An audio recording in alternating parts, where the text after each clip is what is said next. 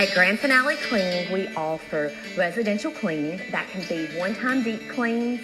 We offer a regular service, whether that's weekly, bi-weekly, once a month.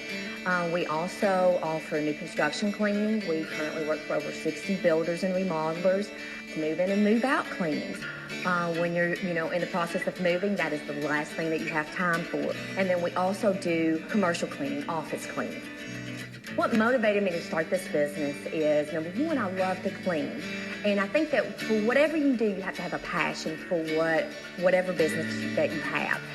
We have hands-on training where we train the ladies to clean very thorough.